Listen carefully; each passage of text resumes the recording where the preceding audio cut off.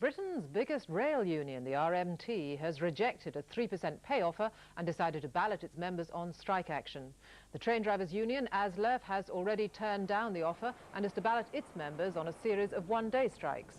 British Rail has urged the unions not to inflict misery on passengers by taking industrial action. The Prime Minister has described yesterday's by-election result in Perth and Kinross as disappointing. The Scottish National Party took the former Tory seat with a majority of 7,000. The Conservatives were pushed into third place behind Labour. That's it. More news at 5 to 4.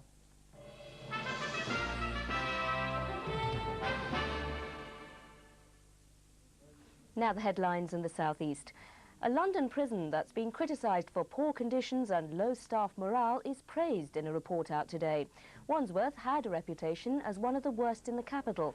Now government inspectors say it has dramatically improved. Police investigating the murder of a man found in a North London flat believe he met his killer at a tube station.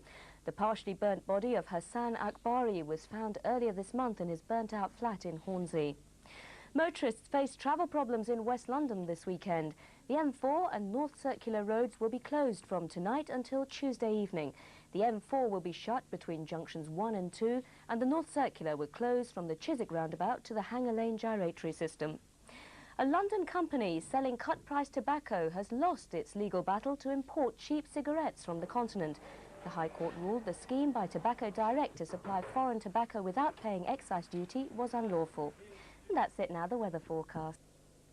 Good afternoon to you. Well, it must know it's a bank holiday because it's looking fairly unsettled in many parts of the country.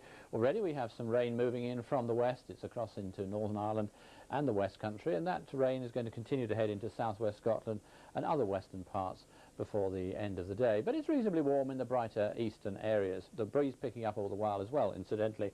And then during the evening and through the night, many northern and western areas getting those outbreaks of rain, somewhat clearer showery weather following into the southwest there.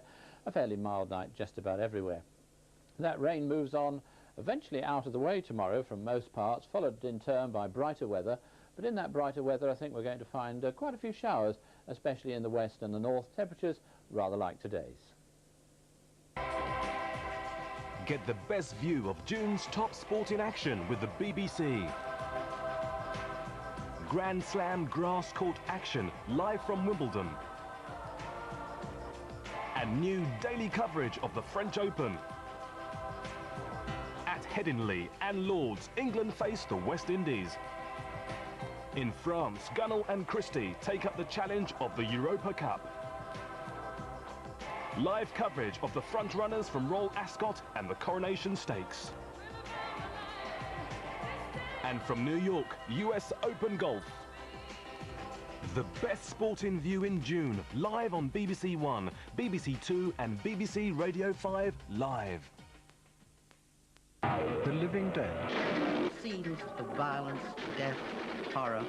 It came back in dreams. Bad memories were buried as the Allies constructed the official version of the Good War. The last just war. The war that had to be fought. But what happens when the past comes back to haunt you? Yeah, there were people once. You know, this is Europe 1993, not 1943. The Living Dead starts Tuesday, 9:30 on BBC2.